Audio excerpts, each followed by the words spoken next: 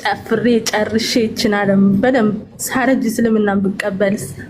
አመሰግኖታለሁ። ሌላው ጥያቄ ደግሞ አሁን ለምሳሌ እኔ ክርስትና እምነት ተከታይ ነኝ፣ ኦርቶዶክስ ማለት ነው። እኔ አሁን ሙስሊም ብሆን ቀጥታ ገነት ነው ወይስ ጀነት ነው የሚባለው? ጀነት ነው የምገባው? ጥያቄ የለብኝም። አላህ ሱብሓነሁ ወተዓላ ሙስሊም የሆኑትን ገነት ሊያስገባቸው ቃል ገብቷል። እርሱ ሙስሊም ማለት አንድና ብቸኛ የሆነውን አምላክ የታዘዘ ወይንም እርሱም በብቸኝነት የተገዛ ሰው ነው። አላህ ሙስሊም ለሆኑ ሰዎች ገነትን ላስገባቸው ብሎ ቃል ገብቷል። አማኞች መዳናቸውን ምንም ጥርጥር የለባቸውም፣ እርግጠኛ ሆነው ነው የሚኖሩት። አላህ በቁርአን ላይ ምን የሚል ምዕራፍ አውርዷል መሰለሽ? ሱረቱል ሙእሚኑን ይላል። የምእመናኖች ምዕራፍ ማለት ነው። የመጀመሪያው አንቀጽ ላይ ታዲያ ምን የሚል እናገኛለን ከተባለ ቀድ አፍለሐል ሙእሚኑን ይላል። አማኞች በእርግጥም ዳኑ ይላል። መዳናቸውን እርግጠኛ ሆነው ነው እዚህ እየኖሩ ያሉት። ወተሻ ምናልባት ነገ የፍርድ ቀን እንዳው ላልድን እችላለሁ ወይ ምናምን ላላላ ዳቶች የሰበኩትን ሃይማኖት እንደሆነ የሚከተሉት እርግጠኛ ሆነው ነው የሚኖሩበት። እሺ አመሰግናለሁ። ኮሜንቶች እኔ እኮ አንተ ያልኩት ከኔ የበለጠ በእውቀት ስለሚበልጡኝ ነው አንተ ምለው። ካጠፎ በጣም ይቅርታ። አይ አንተ አትበይ ያሉኝ ነው እንግዲህ አላውቅም አይደል? እንደዛ ነው የሚባለው ማለት ከኛ የበለጠ እውቀት ያላቸው ሰዎችን አንቱ ነው የምንለው። እኔ ባደኩበት ማህበረሰብ እሱ አያሳስብሽ፣ ልጆች እነሱ አያሳስባችሁ። እሱ ሳይሆን አሁን ሀሳቡ ላይ ትኩረት አድርጉ። ኦኬ እሺ። ሌላው ደግሞ አሁን ለምሳሌ እኔ 29 ዓመቴ ነው እንግዲህ እስከ 29 ዓመቴ መቼም ፍጹም ነኝ አይደለም። እስካሁን ብዙ ነገር ሰርቻለሁ ይመስለኛል። እንዴት ነው ጀነት ልገባ የምችለው? እንዴት እስካሁን ጥፋት ጥያቄ የለብኝም? በጣም ጥሩ ጥያቄ። አንድ ሰው ወደ እስልምና ሃይማኖት ሲመጣ ጊዜ አምላክ አላህ ሱብሓነሁ ወተዓላ ለዚህ ሰው መጀመሪያ የሚያደርግለት አቀባበል ያለፈ ኃጢአትን ሁሉ በመሰረይ ነው ወይም ይቅር በማለት ነው። አምላክ ወደ እርሱ በምትመለሱ ጊዜ የእዝነት አምላክ ነው፣ የርህራሄ አምላክ ነው፣ የምህረት አምላክ ነው፣ ንስሐን ተቀባይ የሆነ አምላክ ነው። ወደ እርሱ የሚመለሱ ባሪያዎችን በምህረት ነው የሚቀበላቸው። የሚሰልም ሰው ባጭሩ ያለፈ ስተቱ ኃጢአቱ ሁሉ ይማርለታል፣ ይሰረይለታል። ማስረጃ ቃለ ሱብሓነሁ ወተዓላ ፊ ሱረቲል አንፋል ቁል ሊለዚነ ከፈሩ ኢየንተሁ ይግፈር ለሁም ማ ቀድ ሰለፍ ወኢን የዑዱ ፈቀድ መደት ሱነቱል አወሊን። በሱረቱል አንፋል ላይ አላህ ሲናገር ምን አለ? ሙሐመድ ሆይ ለእነዚያ ለካዱት ሰዎች እንዲህ በላቸው ከክህደታቸው ቢቆጠቡና ወደ እኔ ቢመለሱ ያለፈ ኃጢአታቸውን ሁሉ እምርላቸዋለሁ በላቸው አለ። ልክ ከእናቱ ሆድ እንደወጣ ሕፃን ያለምንም ኃጢአት ሆኖ ነው በኢስላም የሚገባው። ነቢዩ ሙሐመድ ሰለላሁ ዐለይሂ ወሰለም ታዲያ ሐዲስ ላይ ይሄን ሲናገሩ ምን አሉ? አልኢስላም የጅቡ ማ ቀብለሁ አሉ። እስልምና ከእርሱ በፊት ያለን ኃጢአት ያስተሰርያል አሉ። ያ ማለት ሰውየው ሲሰልም ጊዜ ያለፈ ኃጢአቱ ሁሉ ይማርለታል ማለት ነው። በሌላ ሐዲስ ላይ ነቢዩ ሰለላሁ ዐለይሂ ወሰለም ሲናገሩ ምን አሉ? አተውበቱ ተጅቡ ማ ቀብለሃ አሉ። ንስሐ ያለፈን ኃጢአት ታስተሰርያለች አሉ። ያ ማለት ሰውየው ሲሰልም ጊዜ ወደ አላህ ሱብሓነሁ ወተዓላ ሲመለስ ያለፈ ኃጢአቱ ሁሉ ይማርለታል። ያለምንም ኃጢአት ንጹህ ሆኖ ወደ እስላም ይገባል ማለት ነው። ኦኬ አመሰግናለሁ በጣም። ሌላ ጥያቄ አሁን ለምሳሌ እኔ ማለት በቃ ጨፍሬ ጨርሼ ይችላልም በደንብ ሳረጅ እስልምና ብቀበልስ? አሁን ብዙ ጊዜ መቼ እንደምትሞቺ ቀኑን ንገሪኝና መለስልሻለሁ። እሱን ጥያቄ መቼ እንደምትሞቺ ታውቂያለሽ? አይስማ ዛሬ ማደሬ ነው አላውቅም። ይኸውላችሁ እኛ ሰዎች ስንባል እኮ ስለዚህ ሰው እውነትን በተረዳና ባወቀበት ቀን ወደ አምላኩ መመለስ አለበት። ሰዎች በራሳቸው አትቀልዱ።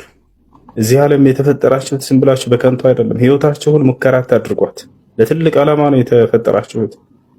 ከሞት በኋላ ትልቅ ድግስ አለባችሁ። ወይ የዘላለም ገሃነም አለ ወይ የዘላለም ገነት አለላችሁ። ይሄን በደንብ ታውቃላችሁ። ሙስሊሞችም ክርስቲያኖች ነብያቶቹ ይሄን እንዳስተማሩ ሁላችሁ ታውቃላችሁ። ታዲያ ህይወታችሁን ሙከራ አድርጓት። ገብታችኋል? በህይወት አይሞከርም፣ በህይወት አይቀለድም። ነገ ንስሐ ገባለሁ የሚል ሰው እስከ ነገ ድረስ ለመኖርህ ዋስትናህን ስጠኝ ይበሉት። አንተ ዋስትና መቼ የለንም፣ በእጃችን አይደለም። መቼ እንደምንሞት አናውቅም። ምናልባት አሁን ገስት ላይ እያወራሽ ልትሞት ትችላለሽ። መቼ እንደሚሞት አያውቅም። ገብታችኋል? ሉቅማን አልሐኪም ጠቢቡ ሉቅማን ምን አለ? ያ ቡነይ ላ ቱአኺር ተውባ ፈኢነል መውተ የእቲ በግተህ አለ። ልጄ ሆይ ንስሐን አታዘግይ፣ ሞት በድንገት ይመጣልና ብሎ ተናገረ። ይሄ ነውና መቼ እንደምንሞት አናውቅምና እውነቱን ተቀብላችሁ ቀሪ ዘመናችሁን ኑሩ። በጣም ስንት መለከል ሞት ነው ያለው? አንድ ነው ወይስ ብዙ ናቸው? ምክንያቱም በአንድ ሰዓት ላይ አሁን 100 ሰው የሚሞት ከሆነ ዓለም ላይ መለከል ሞቱ አንድ ነው ወይስ ብዙ ነው? አንዴ ፕሊስ፣ አንዴ የተቀማጨ ጥያቄ ነው ያለኝ። እኔ ጠይቄ አላቅም። ደግሞ የሚገርም ቲክቶክ ላይ ቆይ ለአንተ ሌላ አሪፍ ትምህርት። አንዴ ሁሱ መለከል ሞት ስንት ነው? አንድ ከሆነ እንዴት ነው አት ሴም ታይም ዓለም ላይ ያለው ሰው የሆነ ቦታ እኩል የሚሞተው? ጥሩ ጥያቄ ነው። መለከል ሞት ስንት ነው ከተባለ አንድ ነው። ዓለም ላይ የሚሞቱትን ሰዎች ሁሉ በአንድ ቅጽበት ነፍሳቸውን የሚያወጣው ያ ራሱ አንድ መልአክ ነው። ግን አሁን እሷ የጠየቀችው ቤተልሔም ከሰው ጋር አመዛዝነሻቸው ነው። በሰው ደረጃ ከሄድን መላእክቶች አዎ አንድ ቦታ ከተገኘ ሰው ሌላ ቦታ ሊገኝ አይችልም። ግን መልአክ ይሄን መልአክ አላህ Subhanahu Wa Ta'ala በሁሉም ቦታ የመገኘትን ስልጣን ሰጠው። ሰዎች በሚሞቱበት ስፍራ ሁሉ ማለት ነው። የትኛውን ቦታ ላይ ሰው በሚሞት ጊዜ በዚያ ቦታ የመገኘትን አቅም ሰጥቶታል። ይሄ ከአእምሮአችን ሁሉ በላይ ነው። በጣም ከባድ ነገር ነው። ከአእምሮ በላይ የሆነው ለምንድን ነው? በሰው እይታ ስላየነው ነው። ጭራሽ ይሄን ለተረዳ ሰው አላህ ሌሊቱ 1/3 ላይ የዚህ ከወረደ ኢትዮጵያ ላይ እዛ ቀን ይሆናልና አሜሪካ ላይ እንዴት እዛ ይገኛል የሚለው ጥያቄ ሊጠይቅ እንደማይችል ይሄንን የመለኮል ሞትን ምሳሌ ሁሌ ያደርግላቸዋለሁ። ሁሌ ምሳሌ ስጡት። የሰው ልጅ የፈጣሪ ባህሪ ከፍጡር ጋር ያነጻጽርና አላህ ኢትዮጵያ ከወረደ ዝቀን ነውና አሜሪካ ደግሞ ሌሊት ይሆናል እንዴት እዛ ይወርዳል ይላቸዋል። ቀጥታ መለኮል ሞትን ምሳሌ አድርግና ይሄን መልአክ እስኪ ከራስ ጋር ወዳድረህ ንገረኝ በሉት። አሜሪካ ላይ ያለን ሰው ማን ነው ነፍስን የሚያወጣው በሉት። መለኮል ሞት ይላቸዋል። እሺ ኢትዮጵያ ላይ በዛው ቅጽበት ሰው ቢሞት ማን ነው ነፍስን የሚያወጣው በሉት። መለኮል ሞት ይላቸዋል። እንዴት እዛ ከተገኘ እዚህ ሊገኝ ይችላል በሉት። አይደል? ይሄ እኮ ከኛ በላይ ነው መልአኩ ሊል ይችላል። ታዲያ መልአክን ከአንተ ጋር ማወዳደር ካልቻልክ እንዴት ነው ፈጣሪን ካላወዳደርኩ ከኔ ባህሪ ጋር የምትለው? ከዚያ በኋላ የአላህን ባህሪ ምን ያደርጋሉ? ከእርሳቸው ጋር ባህሪ ጋር አነጻጽረው ስላልተመሳሰለላቸው እዚህም ካልተገኘ እዛም ካልተገኘ ከዚያስ ስለዚህ ይወርዳል የሚለውን እንካድ። እያንዳንዱን የአላህ Subhanahu Wa Ta'ala ባህሪ ወደ መካድ ሄዱ አህባሽም ሆነ أحببتها احفظها እያንዳንዱን የአላህ Subhanahu Wa Ta'ala ባህሪ ወደ መካድ ሄዱ አህባሽም ሆነ ጀህሚያዎች የቀደምት አባቶቻቸው የፈጣሪን ባህሪ ከራሳቸው ጋር በማወዳደር እንደሆነ ታውቃላችሁ። አላህ እጅ አለው ካል እኛም እኮ እጅ አለን። ከዛስ ስለዚህ ተጅሲም ላይ ወደቀን። ከዛስ አይጅ ብለን አንተረጎም።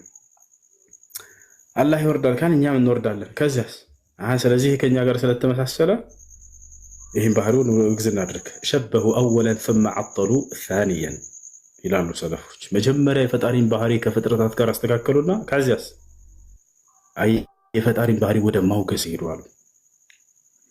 ገብቶሻል? አውቀዐሁም يعني عقله بالفاسد بحجة الفرار يعني من التنزيه أوقعهم إلى تعطيل صفات الله عز وجل. يا لهم بهري لنا ترانو كفترات الواشع أرواك وده ما وجزات له عندي ترى متترى ولا جالس تيقظ كرهسو قرا ولا ترى فتأري جالو كار كني مجالو كار كوي سلزي كني لا ترى وزن تجلو بلبل መጀመሪያ አንተ ነው ያወረድከው አምላክን። መቼ ከተባለ ከራስህ ባህሪ ጋር ባወዳደርከው ጊዜ የዛኔ ነው አምላክን ያረከስከው። ይታቻ ስለዚህ እንዲህ አይነትን ለአእምሮአቸው ከባድ የሆኑ ፍጥረታቶችን መላእክቶችን ግለጹላቸውና በለህ እስኪ አንዴ ወደ አምላክ ጋር ራስን ከማነጻጸርህ ከዚህ ከመላእክት ጋር ራስን አነጻጸር መጀመሪያ እስኪ በለው። ይሄን ያስላል ባጭሩ። እና ስለዚህ በሁሉም ቦታ ሰው በሚሞትበት ስፍራ ሁሉ የመገኘትን አቅም አላህ Subhanahu Wa Ta'ala ለዚያ ለመላእክት ሰጥቶታል። የትም ብትሆኑ መለኩል መውት ነው ነፍሳቸውን የሚያወጣው ብሏል አላህ። ቁል የተወፋኩም መለኩል መውት አለዚ ወኪለ ቢኩም ثم ኢላ ረቢኩም ተርጅዑን አለ።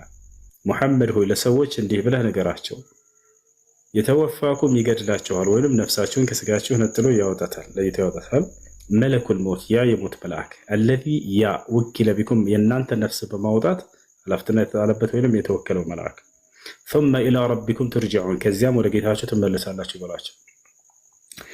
ግን ቤተልሔም የእርሱ ነፍስን የማውጣት ስልጣን እንጂ ያለው ከዚያ በኋላ ያችን ነፍስ ተቀብሎ ሩሕን ወደ ሰማይ የመውሰድ ደግሞ ሌላ መላእክቶች አናበረውት። ለዚህ ነው በሌላ አንቀጽ ላይ ተወፈትሁ ሩሱሉና የሚለው መልእክተኞቻችንም ይገድሉታል ነፍሱን ያውጡታል የሚለው በሱረቱል አንዓም ላይ። እነዚህ አጋዥ ሌላ መላእክቶች አሉ። እነርሱ ምንድናቸው? መለኩል መውት ነፍስን የሚያወጣት ነው። እርሱ ነፍስ ከወጣች በኋላ ደግሞ የሚወስዷት ተቀብለው ወደ ሰማይ ሌላ መላእክቶች አሉ። ይህን ነቢያችን ሰለላሁ ዐለይሂ ወሰለም ሐዲስ ላይ በደንብ አድርገው አብራርተውታል። መለኩል መውት ይመጣል። እንዴት ነው የሚያወጣት ከተባለ ነፍስን በትእዛዙ ነው። የአማኞችን ነፍስ በትእዛዙ ያወጣታል። አየቱሃ ሩሑ ጠይባ እኽሩጁ ኢላ ሪዳላሂ ወረሕመቲህ ይላታል። አንቺ መልካም የሆንሽ ነፍስ ሆይ ወደ ጌታሽ ወደ አላህ እዝነትና ወደ ውዴታ ውጪ ይላታል። ፈተኽሩጁ ሩሕ ቢአምሪ መለኩል መውት፣ በዚያ በመለኩል መውት ትእዛዝ አማካኝነት ነፍስ ትወጣለች። ከእግሩ ጀምራ ትወጣለች። በአይኑ ወጥታ የመጨረሻ የአይኑ እይታ እስክትሆን ድረስ አይንም ለዚያ ነው ፈጣ የምትቀረው አሉ ነብዩ ሰለላሁ ዐለይሂ ወሰለም። አዳም ህፃን ሆኖ አይደለም የተፈጠረው፣ ትልቅ ሰው ሆኖ ነው አይደል የተፈጠረው? ስለዚህ የማደግን ፕሮሰስ የኔ ሀሳብን መሰል አሁን ስታወራ የመጣልኝ ጥያቄ ከህፃንነት አንድ ሰው ሲያድግ እንደ ሰው ለምሳሌ እሳት እንደሚጎዳው ያያል፣ የነገሮችን ኮንሲኩዌንስ ያያል። አዳም ግን ያ ፕሮሰስ አላለፈም አይደለ? አደም አለይሂ ሰላም ህፃን ነው አይደለም የተፈጠረ። ነቢያችን ሰለላሁ ዐለይሂ ወሰለም ተናግረዋል። የ33 ዓመት ሰው ሆኖ ነው የገባው። በዚያ መልኩ ነው ገነት የገባው። يدخل أهل الجنة على طول أبيهم آدم 60 ذراعا አሉ وهم أبناء 33 አሉ። የገነት ሰዎች ወደ ገነት ይገባሉ በአዳም ቁመት 60 ክንድ ሆኖ ወይንም 30 ሜትር ሆኖ፣ በሌላ ሐዲስ ላይ ደግሞ 33 ዓመት ሆኖ ይገባሉ ብለው ተናገሩ። ስለዚህ አደም አለይሂ ሰላም በዛ እድሜው እንጂ ህፃን ሆኖ እያደገ እዚያ አይደለም። ወዳው እንደፈጠረው ነው አላህ ሱብሓነሁ ወተዓላ ሔዋንን ከግራ ጎኑ ፈጠራት፣ ማለት ከጎኑ ፈጠራትና ሚስት አደረገለት። እንግዲህ አንድ ሰው ሲፈጠር ጊዜ ወዲያው ሚስት ሊሆን አይችልም። ነገር ግን አደም አለይሂ ሰላም በ33 ዓመት ተፈጠረ። ሐዋም ልክ እንዲሁ ከዚያም ወዲያው ነው ባልና ሚስት እንዲሆኑ ያደረጋቸው። አይሽ የሆነ መጽሐፍ ላስቲክ እያነበብኩ ነበር፣ ተፍሲር አልኩ ኢብን ከቲር ነው መሰለኝ እንትን የሚል ስቶሪስ ኦፍ ዘ ፕሮፌትስ የሚለው ላይ መጀመሪያ ስለ አዳም ሲጀምር በጣም ነበር የገረመኝና ምን አለ አዳም ተፈጥሮ ጭቃ ሆኖ ያው አዳም ከአፈርና ከተለያየ ነገር ስለተፈጠረና ኢብሊስ ሲያልፍ እንደዚህ ነካ አርጎት ያውቃል ምናምን ነገር ሲል ግራ ገባኝ። እዛ እውነት ነው እሱ ላይክ ሲያልፉ ያዩት ነበር አይደል ነገር እንደዛ ይባላል። ከተፈጠረ በኋላ አዳም ገና ነፍስ ሳይዘራበት ሰው ተደርጎ ሳይሰራ ከጭቃ እንደተሰራ ደረቀ ብሎ ያው ልክ እንደ ሸክላ አይደለ ልክ እንደዛ ባለበት ሁኔታ هذا لعله خلقه الله سبحانه وتعالى لأمر عظيم له ነበር መላእክቶች። ምናልባት ይሄን አምላክ አላህ እኮ ለትልቅ ዓላማ ፈጥሮት ሊሆን ይችላል ብለው በአላህ ላይ መልካም ጥርጣሬ ያሳድረው ያድራሉ። ሰይጣን በዚያ ያለፈ ፈካር ይضرቡ መታ እያደረገ ይህ ደካማ ነው በእርሱ ላይ ኃጢአትን ለማስገባትም ቢከብዳይ ነገር አይደለም እያለ ይፎክርበት እንደነበር ተነግሯል። ነገር ግን من ناحية الحديث لا أعلم له أصلا. اسكي قرنا لما خلق الله آدم مسح ظهره فسقط من ظهره كل نسمة هو خالقها إلى يوم القيامة، ثم جعل بين عيني كل إنسان منهم بيضاء من نور، ثم عرضهم على آدم فقال أي ربي من هؤلاء؟ قال هؤلاء ذريتك، فرأى رجلا منهم أعجبه نور ما بين عينيه فقال أي ربي من هذا؟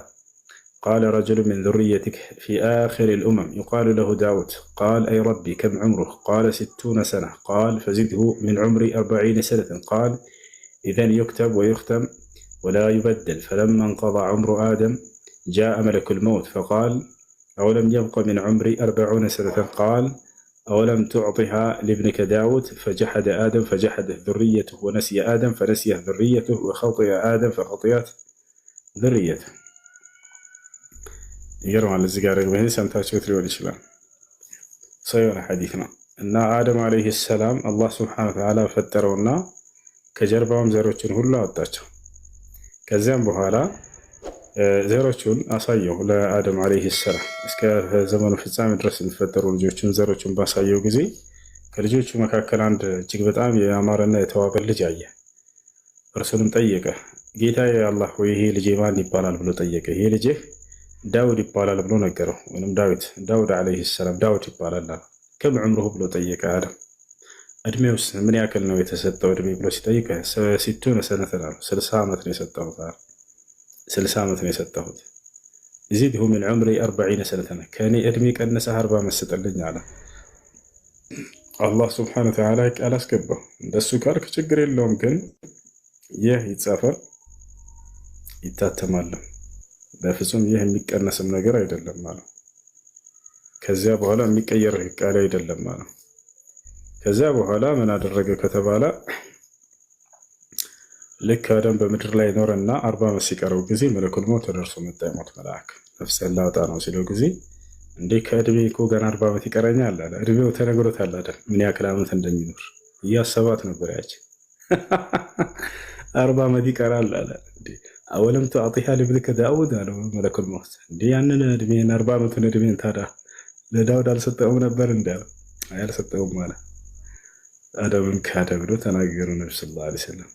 እና ስለዚህ ያ ማለት አልሰጠውም ብሎ ያንን ስለረሳ ነው ፈለስ ይያሉ ነብዩ ሰለላሁ ዐለይሂ ወሰለም ረሳና አደምን ያን ነገር እኔ አልሰጠውም ማለት